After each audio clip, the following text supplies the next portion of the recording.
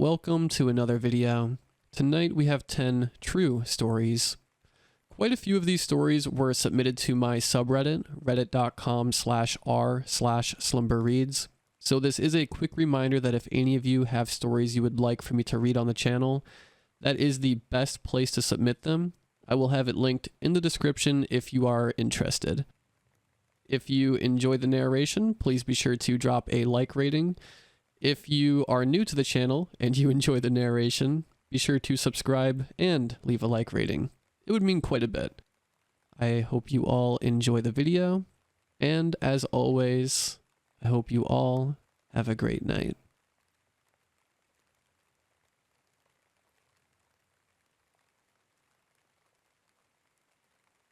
Okay, so I just had my baby in April of this year, and he's my first. He's my world. In February, I was around 7 months and finally starting to show.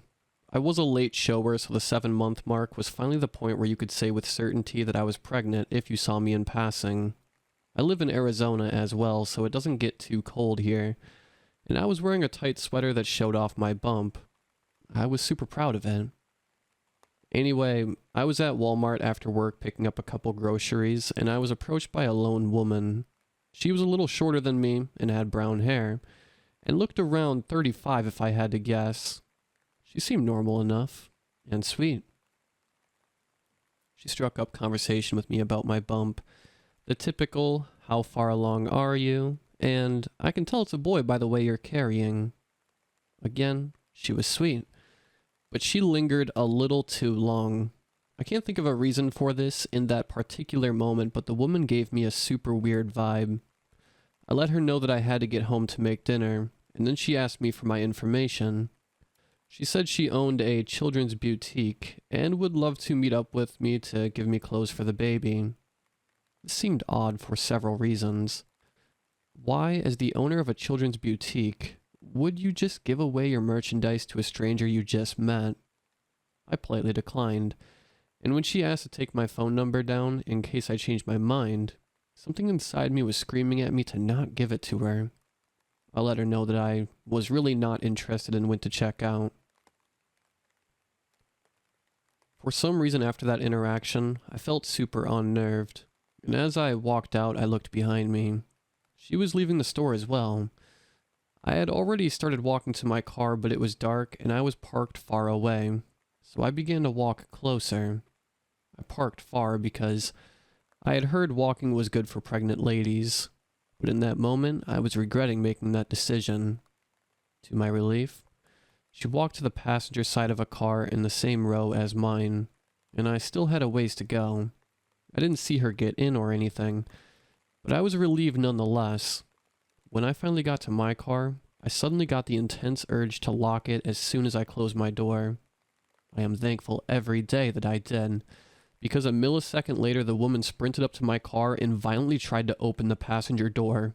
When it didn't open, she banged on the window shouting, "Fuck you," and then sprinted away. I was scared out of my mind and I peeled out of there as soon as possible. I didn't even see where exactly she went. I never went to that location again. I'm not sure what would have happened if I had gone to meet her, or I didn't lock my car doors right away. I'm not sure what she wanted, but I've heard stories about women who steal babies out of pregnant women's bodies, and I fear that may be what she was trying to do. I don't know. I don't even like to think about it. I'm telling my story here because I want to make sure y'all stay alert and cautious of strangers, regardless of if they seem normal and even nice.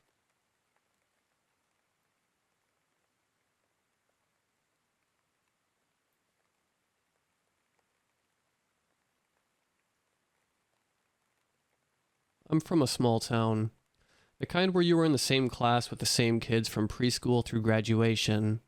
I was never popular and had my fair share of bullies, but never as bad as one kid in my class. Max.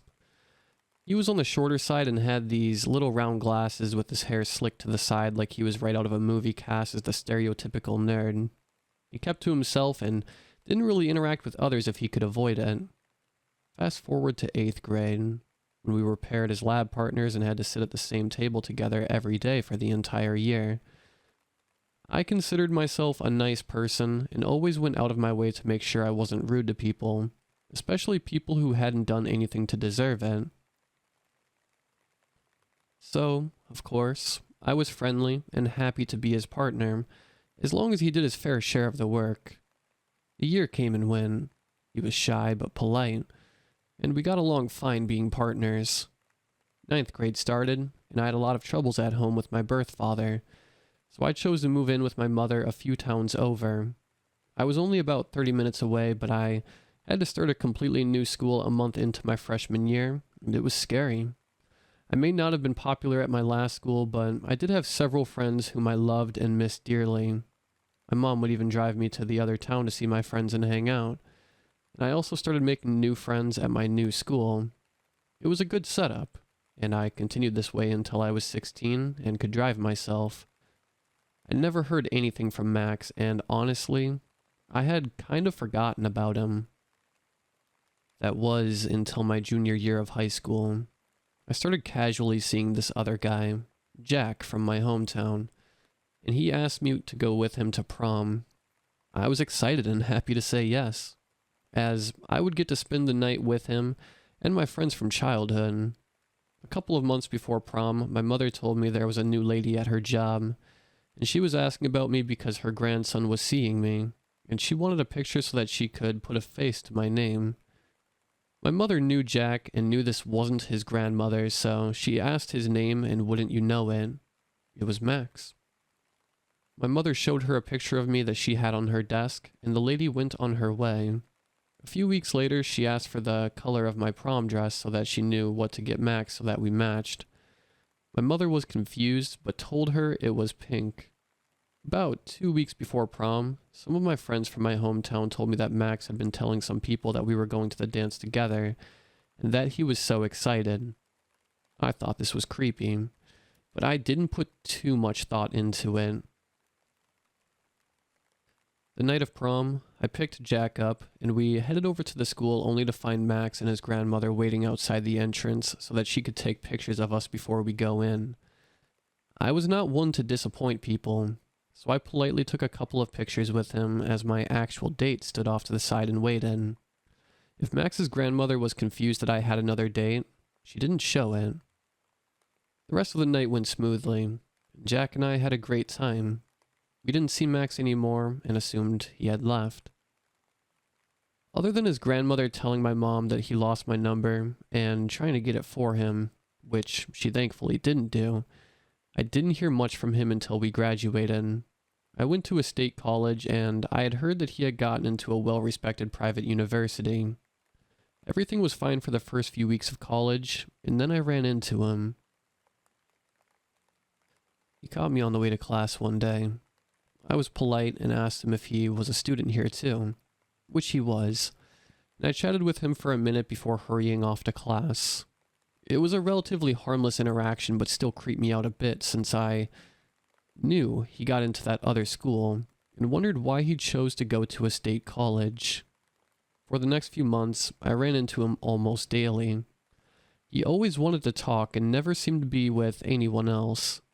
I found out from some girls in my dorm that he had been hanging around asking about me and trying to figure out my class schedule and where I would be and when. He also told them that he was my boyfriend, and he passed up a scholarship to another college to come here and be with me instead. They figured out he was lying when they never saw us together for long periods, or him up in the rooms with me, and stopped answering his questions. I left at the end of the semester to move home and take classes at a nearby school. I did not tell him, obviously. The following year, I got married to my boyfriend from my senior year of high school. Dumb, I know. Anyway, we were in his small town, which is in the same county as my hometown. For a fair shortly after the wedding, well, walking around and enjoying ourselves, I saw Max staring at us at the end of the block. It was the first time I had been genuinely fearful of him, as the look on his face was nothing short of hatred. I tried to ignore him and went about my night, seeing him a few more times, always with that look on his face. The next few years passed, with me hearing nothing from him at all, I didn't even know if he still lived around the area or not. I found out a little while after that he did when I started working at a clothing store in town, and he would stop in and sit in that dad chair next to the door for all the guys to hang out in while their people shopped. I mentioned it to my manager because of our history and the fact that he would stare at me constantly while sitting there, but he always came in with a girl. I later found out it was his sister, so they didn't think too much of it. He never spoke to me, just stared. When I was in my mid-20s, I moved to a city in my home state but several hours away from my small town. I'm 30 now, and doing well in life. Other than a random Facebook friend request, which I rejected, I have not heard from him. I hope that it stays that way.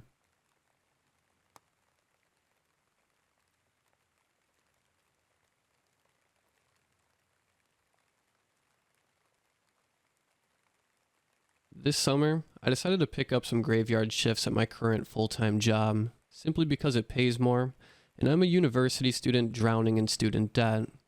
About 2 weeks ago, on the rare occasion that I get to sleep during the time the sun is down, at 3:30 to 4 a.m., I was suddenly awoke by a loud sound.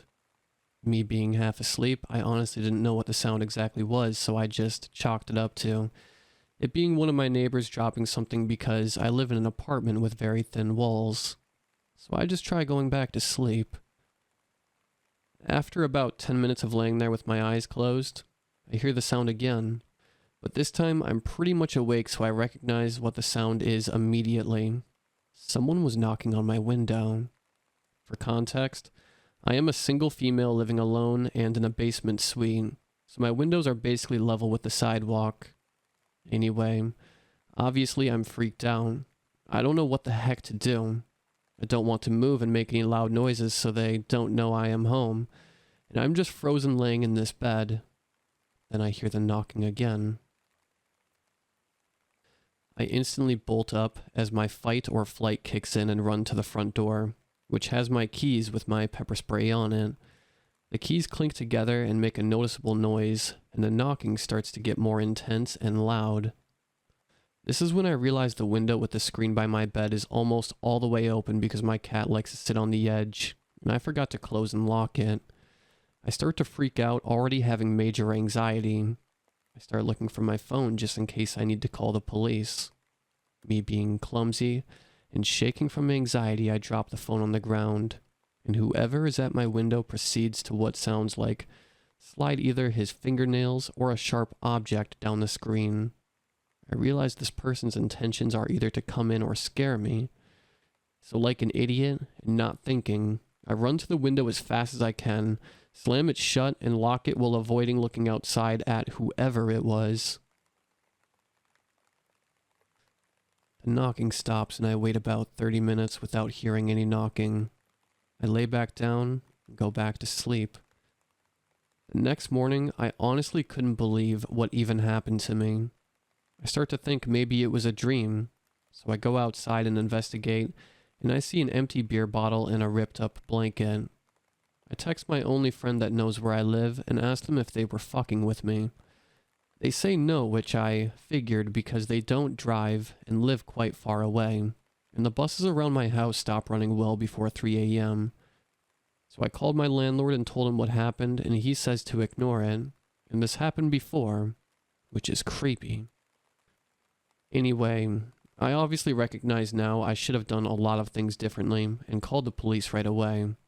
It hasn't happened again since. Nonetheless, still super terrifying, but I can't afford to move again.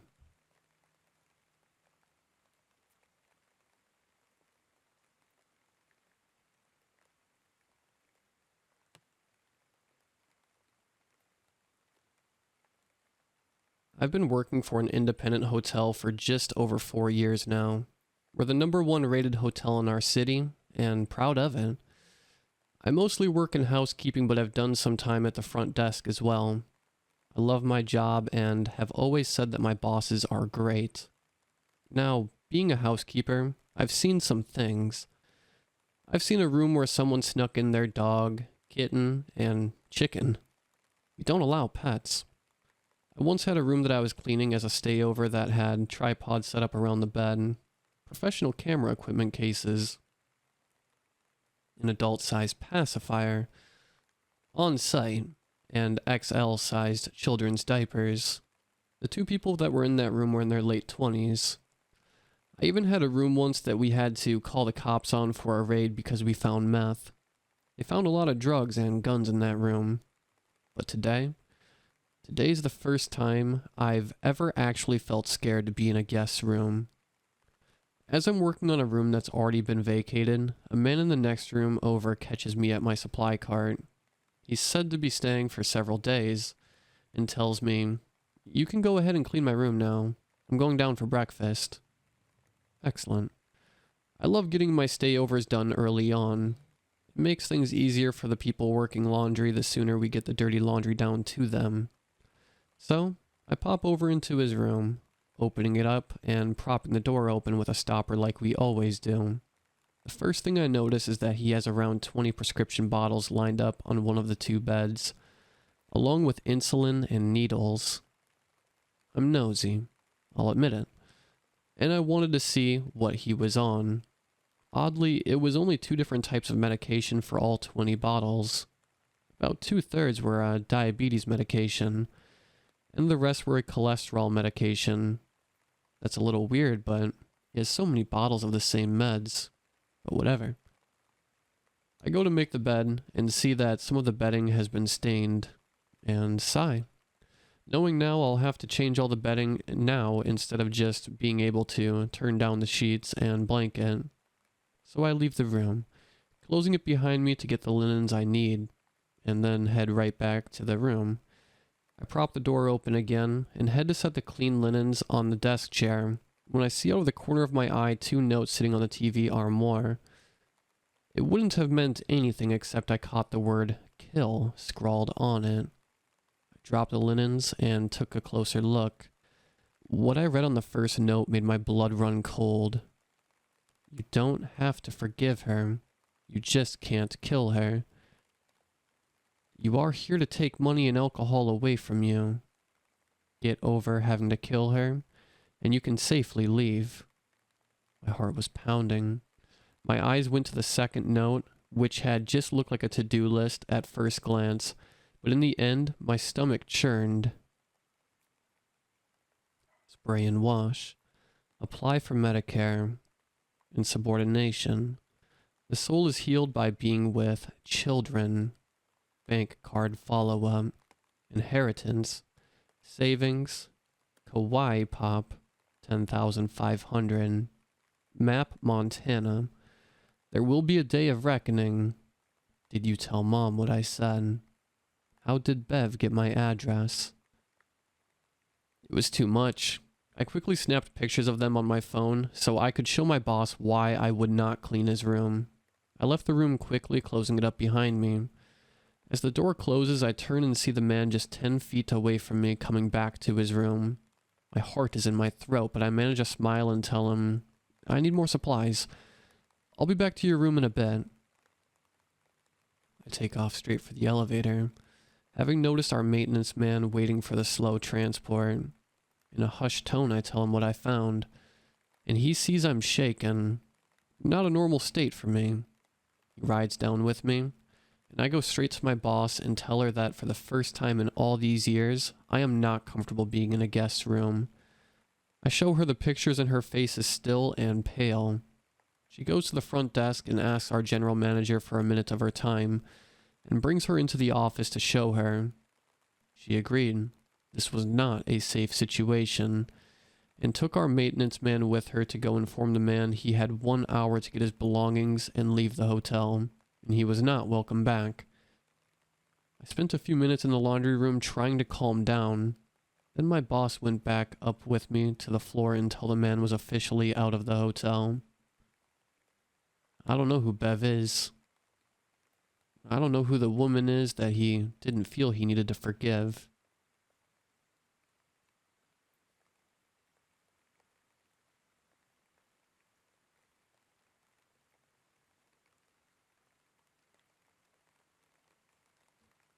Halloween night. Stereotypical, I know. Several years ago, I was followed home by a stranger. I worked at a large mall about an hour away from home. The stores closed at 10 p.m., and the only bus home ran every hour and only dropped me off 2/3 of the way home, and I would have to walk the rest. This usually happened between 11 to 1 a.m. at night, depending on if I could get the store closed down on time, and if the bus wasn't too packed for me to get on. I am not a small woman. I'm fairly tall and fairly round, and not particularly attractive. My uniform was just a polo shirt and black trousers, flat shoes, all covered with a thick coat. I didn't see him get on the bus. To be fair, the bus was packed and noisy and the walkways were crowded, and I did my best to just block it all out with my headphones and staring out the window. I am not a people person, and having been at work for 12 hours on a busy day, surrounded by these same assholes, I was just pissed off and desperate to get off the bus and be alone. When we finally got to my stop, and I managed to struggle my way to the front of the bus through people that refused to move, I stumbled into the night air and breathed a sigh of relief. A couple of people got off the bus behind me, and I started up the hill, crossing the road to continue up the side street that led to my road. This side street is very long and has offshoots into residential streets on very steep hills going down. The street itself is lined with small shops, and there's a high grassy bank on the opposite side that has houses along the top, so it feels very isolated after the shops close. Very few people get off at my bus stop this time of night, and even fewer head in the same direction. Those that do cut off and go down one of those hills long before I get to the hill that leads up to my building. Now, the street isn't very well lit. The street lamps are few and far between. Several of them are motion activated, so they don't even turn on until you get right on top of them. I've walked home in this dark this way 1,000 times, and I've walked to work this way at 3 to 4 a.m. 1,000 times too, for a different job. Will I always enjoy the cool night air? I'm not afraid of the dark and love how bright the stars are where I live. I don't loiter. I walk fast so I can get home and shower ASAP. This night, I noticed someone walking behind me. I usually do because, like I stated above, very few people walk this way at this time of night. I was aware of him and waiting for him to turn down one of the side streets. He didn't. It felt a little weird, but I'm not the only person that lives in the area, so maybe he just isn't regularly walking this way at this time of night, so I've never seen him before. I get to the medical surgery and car park at the bottom of my hill and cut off across it as always. At this point, I know if he heads up my hill, I need to worry a little more.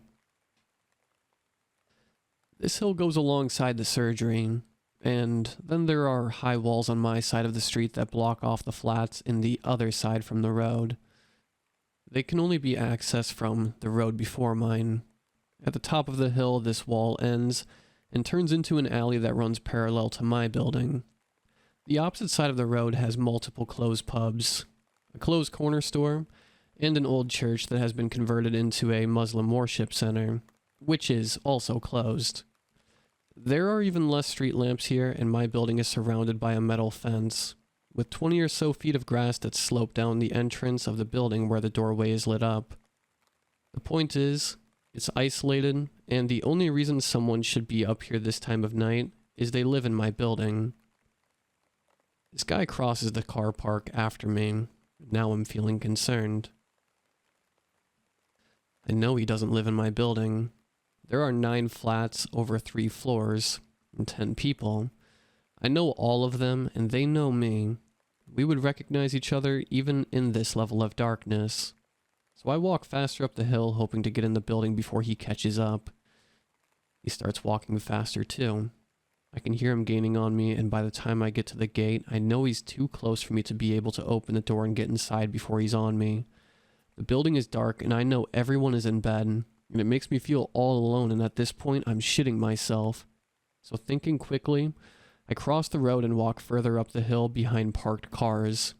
I use the opportunity to swing my backpack off one shoulder and grab my keys. I wait for him to follow me and get behind the cars too, so it will take just a little longer for him to be able to cross back over. Before I bolt across the road, throwing open the gate, I swing it hard behind me because he's now running at me, and I think it will either latch before he can catch it or it will hit him. Either way, it will buy me a few seconds. I slide down the slope, barely staying on my feet because it's dangerously slippery when it's wet. I turn the corner at the bottom and slam my keycard on the reader, pressing hard on the heavy door before it beeps so it will open that much faster. The door is heavy and on a fire safety hinge that means I cannot slam it or force it closed. The stairs are a couple of steps into the building and to the left. I live on the top floor. It's not a big building. 3 flats on each floor, 2 flights of stairs. It's also a concrete stairwell, so every little sound echoes and can be heard behind closed doors. I get inside the building and immediately bolt up the stairs. I'm only a few steps up when the door flies open behind me, and this guy comes after me. Feeling a little more secure now I'm in the building and only feet away from my neighbors, I spin around before he reaches me and slam my heavy backpack into him. He falls back to the landing and manages to catch himself by grabbing hold of the handrail. I scream, "What the fuck?" at the top of my lungs and hold my bag in front of me. Now we're inside and the stairwell is lit by the motion-activated lights. I get my first proper look at him. He's a little taller than me. I'm 5'8", he's black, and old enough to be graying. His clothes are weird, all made out of that weird waxy material some weatherproof jackets are, and he's wearing heavy boots. I don't recognize him at all, and he looks up at me with wide eyes as I stare down at him. I'm fully prepared to kick him in the face and throw my bag if I have to. I don't want him to be able to follow me into my flat, so I stare him down. He begins to stutter, hands ringing over the handrail and ducking his head a little, trying to look pathetic and harmless. He mutters something about visiting his son. Like I stated before, 9 people other than me live in this building. At that time, none of them were black, and none of them, other than myself, were young enough for him to be their parent. Even if his son did live here, how would he know to follow me off the bus to get to my building? Why did he follow me when I moved away from my building? And why did he chase me? He could have walked to the building and buzzed up to his son for him to let him in if it was true. I begin shouting at him to get out, repeating those words over and over again, sprinkling in, "I don't know you," and "You don't live here." He continues muttering, making his excuses, but I shout over him. When I hear neighbors moving around and coming towards their doors, probably to look through their peepholes, I begin to back up the stairs. My neighbor right at the bottom of the stairs, behind the man, opens her door, leaving her chain on and peering through at us. She asks me if I'm okay and if she needs to call the police. The guy spins to stare at her, his hands out in a stop motion, and I hear another neighbor open his door behind the stairs, also on the ground floor. He calls out to ask if everything is okay too, and I just yell out to both of them, "He followed me home. I don't know him. He won't leave." I'm now at the top of the first set of stairs, still looking down at him. My male neighbors start telling him to get the fuck out, either more intimidated by the man than he was me, or realizing he was outnumbered, he begins trying to open the front door. You have to press a button to get it to open, and he clearly doesn't know this. Further evidence he's never been here before. Feeling more secure now that I'm not alone, and he's trying to leave, I bolt across the landing and up the final flight of stairs and get my door open before locking it behind me. I was dripping sweat and very close to a panic attack. I dragged my Hoover to the front door and propped it up. Just in case someone tried to open my door, I would hear the Hoover fall. I didn't sleep very well at all, listening to every sound in the building, and luckily didn't have work the next day. I woke up about 6 a.m. to a lot of sound in the building's landings. I could hear people opening every bin chute room and coming back out again. I peered through my peephole to see it uniformed policemen searching the common areas of the building. I didn't call the police, but I assume one of the neighbors downstairs did. The bin rooms are fairly large, so I imagine they were checking to see if someone was hiding. I don't know for sure and didn't ask. Other than asking me if I was okay when we saw each other next, the neighbors that helped on that night never said anything else about it. I don't know who he was or what he wanted. I've never seen him again, and I stopped working at that shopping center a couple of years later. I do feel guilty for not calling the police, just in case he had done this before or since, and the woman didn't manage to get away. But at the time, I just wanted to forget about it and move forward.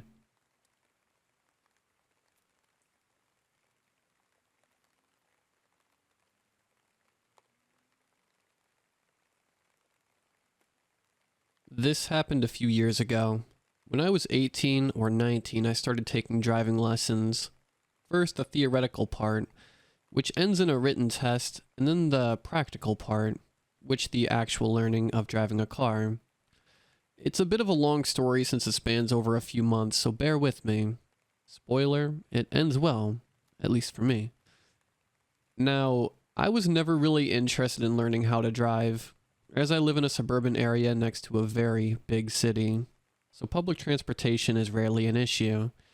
Still, I knew it was an essential skill to have, and I didn't want to end up being that one person in a group who always needs a driver, so I took the lessons. Theory was fine and easy, but when it came to the driving part, I was very nervous and not confident at all. I wasn't doing too bad, but I wasn't good either. Anyway, in my driving school, each student basically had a main driving instructor, so that they can track your progress with much more easily than if you're going from teacher to teacher, with the occasional switching to another depending on when you take your hour of driving. My main driving instructor always seemed a bit weird to me. Not in any alarming way, just that he wasn't someone that I'd ever want to hang around with. He was in his 50s or late 40s, very, very overweight, and very long nails, at least for a man, which for some reason I found to be very creepy. He had a relatively soft voice too. At first, for the first few lessons, everything was fine. He wasn't very talkative, only giving me directions. As I progressed from only using the wheel to using the pedals, and then the gear shift, however, he started being more open. One thing I noticed, though, was that he always complimented me, even when I did something very simple that I'd already done several times, and never said when I did stuff wrong, and obviously I did plenty of that. It bothered me because even though I certainly didn't want to be yelled at, I still needed to get better, and it wasn't going to happen that way. Then one day, as we parked near the driving school at the end of the lesson, he leaned on the side to reach me and kiss me on the cheek to say goodbye. It seriously weirded me out, but not as much as you'd think. You see, in my country, that's what we do to say goodbye and hello to people.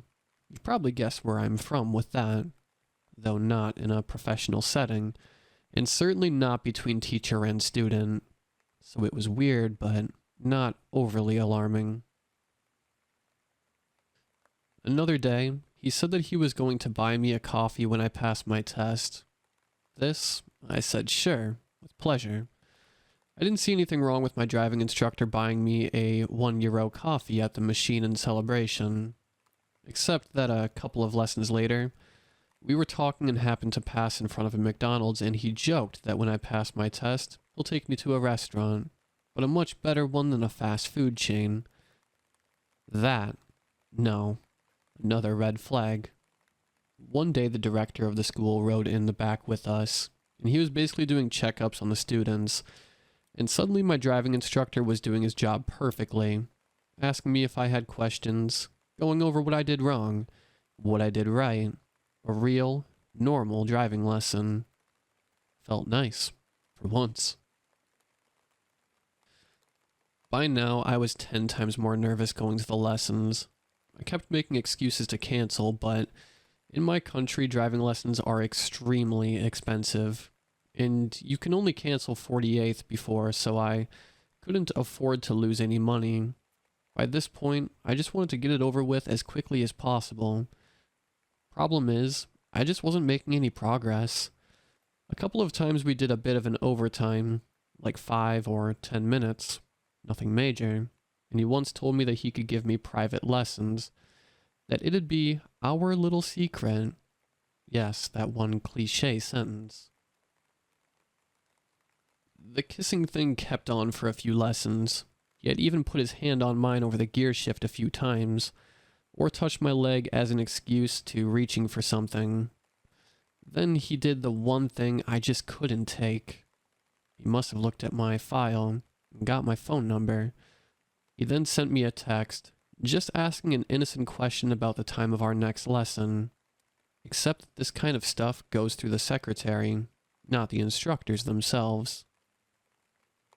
That's when I decided to act. I just couldn't take it anymore, and I absolutely didn't want this creep to have my number. So I went to the secretary and asked to change instructors. When she asked why, I let everything out. The stress, the harassment, some of the things he said and did. She was horrified. Said that of course she'd switch me to someone else, but also asked that I go to the director and tell him everything to get this guy fired.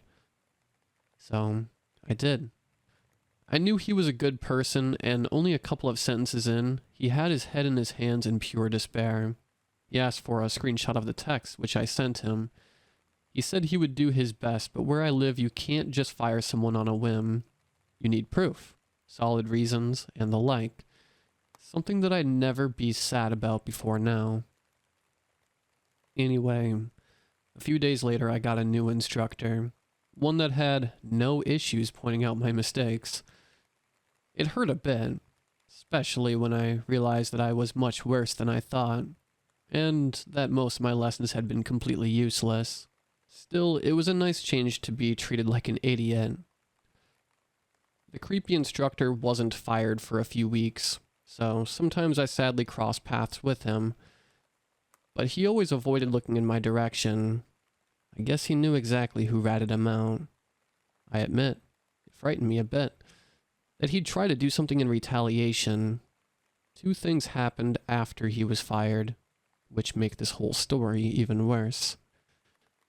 I worked in a fast food chain, so I was around lots of other people my age, and when talking to one of them, we realized that she too had issues with him.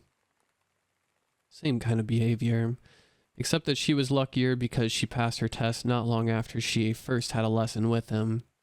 You have to know that physically, we couldn't be more different. She's black and I'm white.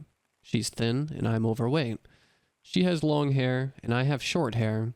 So, did he just try to hit on every single girl he came in contact with, despite being married, obviously, no matter who they were, hoping that he'd get one in bed? What about the many minors he must have come in contact with? Lastly, the day I passed my test, with only one mistake by the way, the director of the agency told me that a few days earlier he'd seen the creepy instructor in another driving school, with another young girl sitting next to him. Right now he's probably still out there, traumatizing young girls like me. Maybe he even managed to go farther than he got with me. And this upsets me to no end.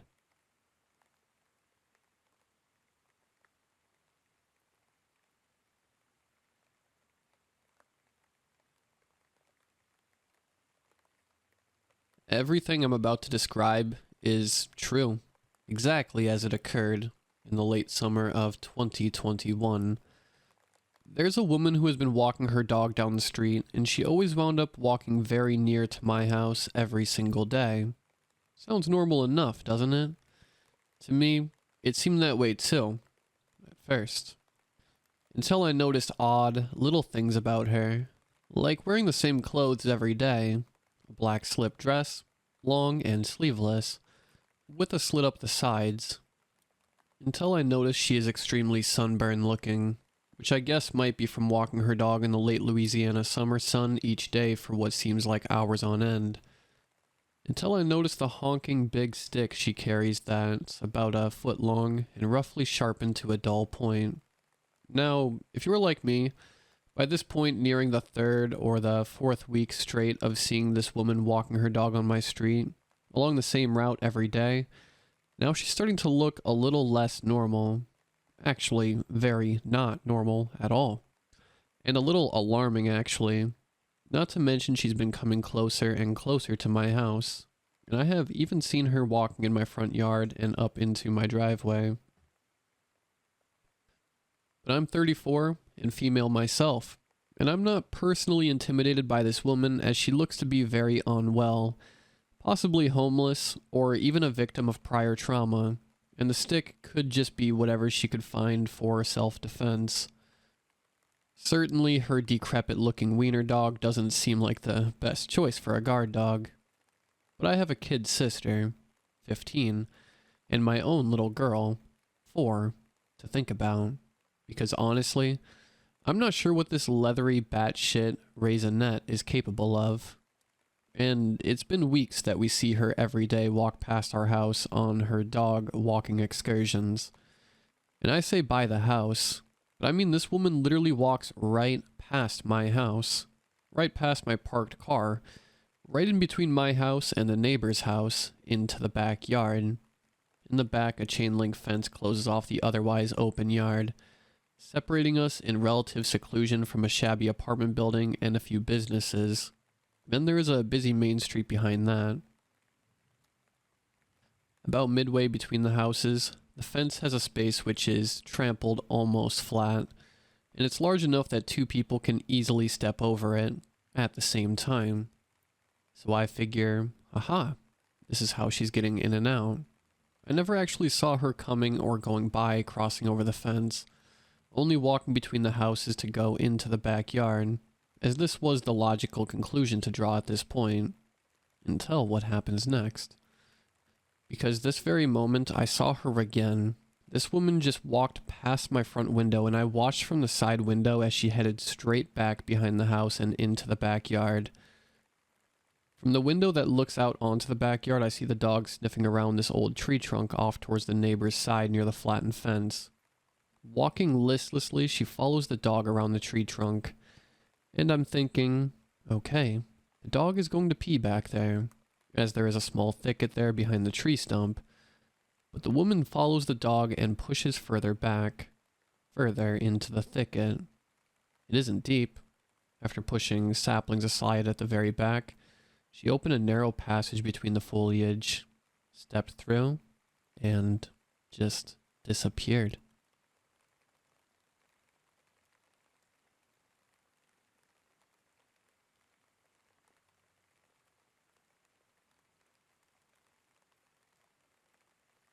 Hey y'all, like many of you on here, I had some stories to share.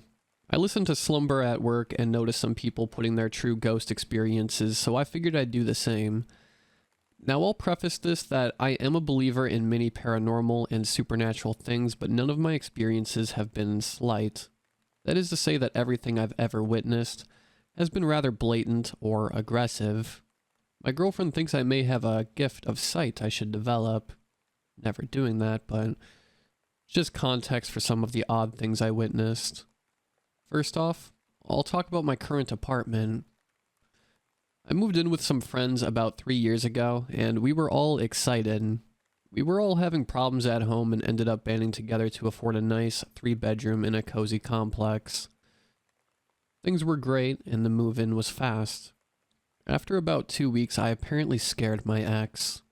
I had burst upright from a dead sleep and screamed frantically, flailing and shouting as loud as I could. I didn't wake, though. I just woke up after it was all over as I watched her sit a distance from me with a terrified look on her face.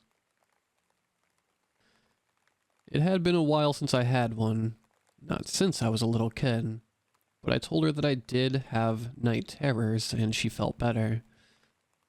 Now, I also suffered sleep paralysis around this time. Again, not since I was a child. It never bothered me much because I never noticed anything weird during these events and even grew accustomed to breaking out of them with a focused jolt. It was about the fourth time I got in the same week that I started to be concerned. I would get sleep paralysis as a kid with some regularity, but that was like once a month or every other month, not 4 times in a single week. I also started having night terrors frequently, and it was always weird waking up with a sense of dread and terror with no recollection of what I was dreaming about. I never remember my nightmares, just know that I didn't sleep well. This went on for about a month and a half. Night terrors that would startle my ex in the middle of the day or the dead of the night, and me having to fight my way out of my bed most days. It would have been more alarming had I not also been insanely itchy.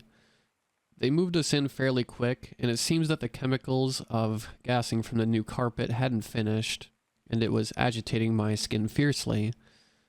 I guess it had been a long time since I had noticed anything paranormal, so the thought never had crossed my mind. That is until we hit 2 months in the apartment. I had woken up late on a day off and started to cook up some lunch. I had grown used to cooking for everyone and enjoyed it for the most part, so I was making a large batch of food I can't recall. What I do remember is seeing a head with long dark hair lean out from around the corner of my eye. I look up thinking it's my ex poking out to ask for food, something she did often when I cooked. I look up and say, "Hey," but cut off wide-eyed as something just looked wrong, but I couldn't tell what. Her hair was long and dark, but completely covering her face, like The Grudge or something. As soon as I stopped talking, she darted back down the hallway toward her room, and I could hear the footsteps. But they sounded lighter than my heavy-footed ex. She was clumsy and made lots of noise wherever she walked. I think to myself that this is really odd behavior for her, since she's usually a bit clingy despite the relationship, and I very cautiously walked down the dark hallway to check on her, thinking she was just being goofy or something. I get to the end of the hall and open her door. No one was there. I started looking around and no one was home but me. I head outside to check for my roommate's car just to be sure, and yup, it was just me. I turned on all the lights and every electronic in the place for some noise and waited for an hour for my roommates to get home. One got out early and the other late, so they got home at exactly the same time.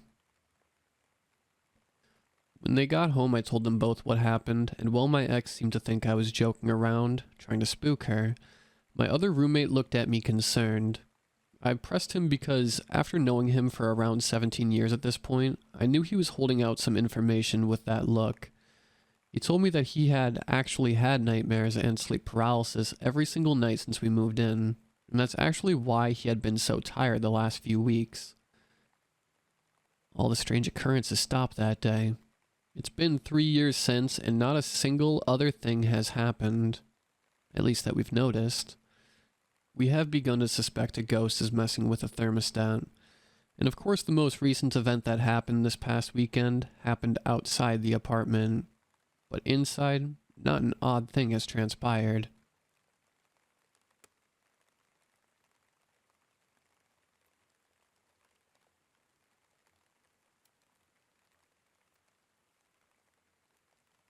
When I was 18, I met a guy who would eventually become my husband and father to my children. He lived out in the middle of nowhere on a dead-end street where the only house past his was abandoned. His mother's house was up the road and was extremely old. His house wasn't old, only by a few years, but it was positioned less than a quarter-mile away past a cemetery, and across the road from where an old plantation house had been before it was torn down. I have always been interested in the paranormal. Goosebumps was my favorite book series as a child, and I was watching horror movies before I even started school. I always thought how cool it would be to have a paranormal experience, until I did. A couple of years into dating, I became pregnant.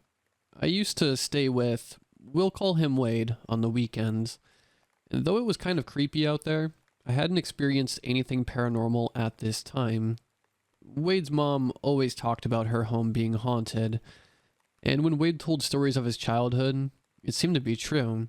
So Wade and I move in together in his current home at the time. He worked a day shift job as a welder, and I did hair at the time. We were both home at night, and nothing really seemed to bother me, until he started a new job on night shift. All of our friends would come over and hang out, and everyone joked about how one end of Wade's house was creepy. This specific end of Wade's house was rarely used, only by guests that would stay. This specific room was supposed to be our baby's room. However, every time I went into this room, I had immediate tension and the feeling someone was watching me. I never put the baby's room together because I was extremely uncomfortable in there, and there was no way our child would be staying in there alone. We would keep the door to the creepy room closed all of the time. It didn't close just right, and it would always swing open. We tried to remedy the problem in several ways, but no matter how hard we tried to keep it shut, it would always come back open. To Wade, this was the house settling and nothing more. To me, it definitely felt like more. So one morning, early, about 4 a.m. when Wade woke up for work, I was in a half sleep. Half awake state, trying to return to sleep. I felt Wade sit down on the bed to put his boots on, but this time he had sat directly on my legs. I was so ill because I was pregnant and tired and had to be up in a couple hours. I told Wade to get off my legs. He didn't, so I wiggled them and couldn't move them.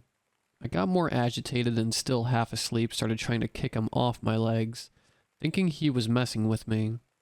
Eventually he moved and I dozed back off. About 10 minutes later, I heard a noise and bolted up. As I thought Wade had left after putting his boots on, Wade had not left. He was putting his clothes on. Puzzled, I said, "Why were you just sitting on my legs? I thought you'd put your boots on and left."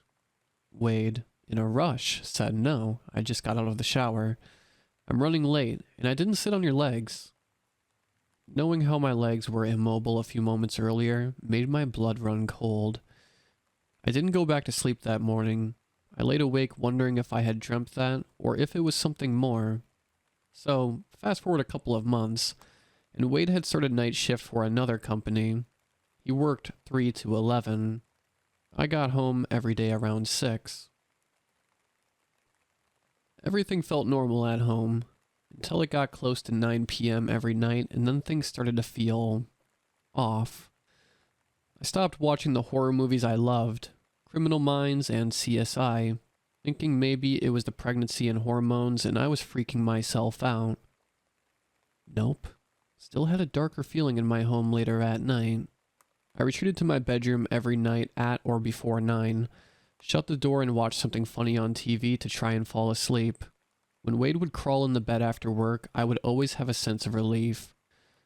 I started to watch the door to the creepy room. Every day when I would get home from work, it was shut, but every night sometime between 6 and 9, it would inch open.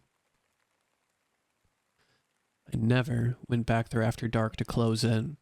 I'd either close it in the morning or ask Wade to, and he'd always tell me if he didn't. A couple months later, our baby was born. A little early. For the next couple of weeks, we stayed at my mom's, so I'd have help with my newborn. Since I was having some medical issues, when it came time to take our baby home, I was overcome by a sense of dread. I really didn't want to take him home, but we did, and everything was fine until one night. The baby and I had retreated to the bedroom before 9 and closed the door. I had his formula and everything we need for the night in our room. Turned the TV on like normal, and laid down, while the baby was fast asleep in his bassinet. He started to stir, and I was confused because it wasn't time for him to eat, and he was a very on-schedule baby. He didn't deviate from his normal routine hardly ever. He woke up and cried. Of course, I picked him up, thinking maybe he needed his diaper changed. Nope. So I fixed a bottle thinking he was hungry. No.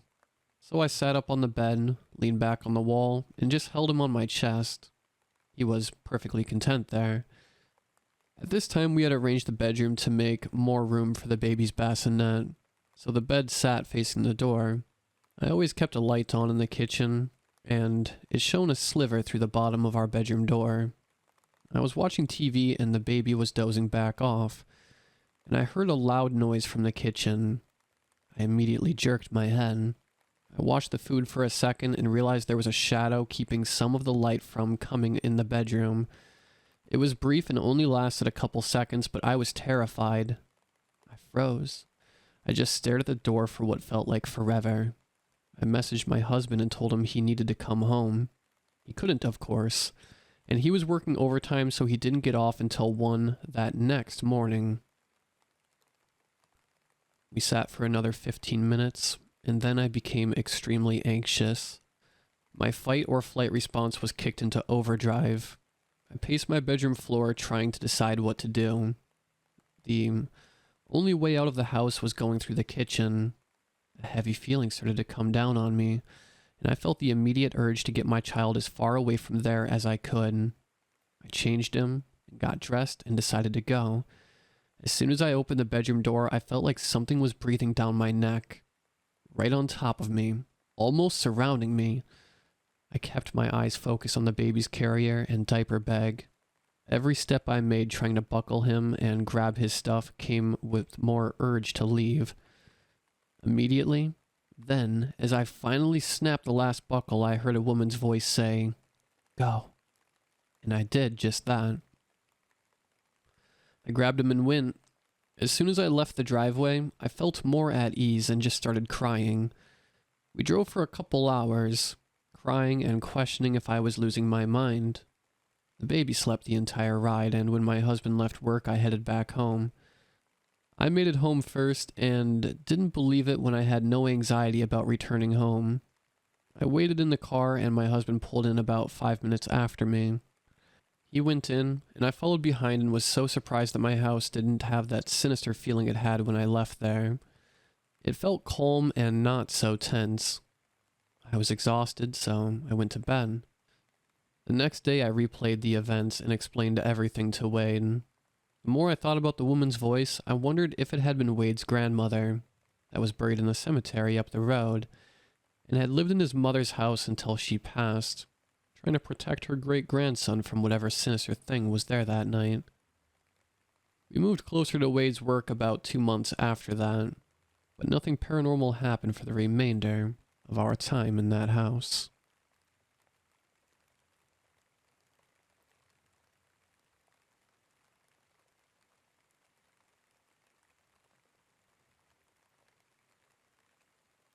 When I was younger, a distant family member who was supposedly well loved died, and one of his last wishes was for the final celebration to his life to take place at his childhood home.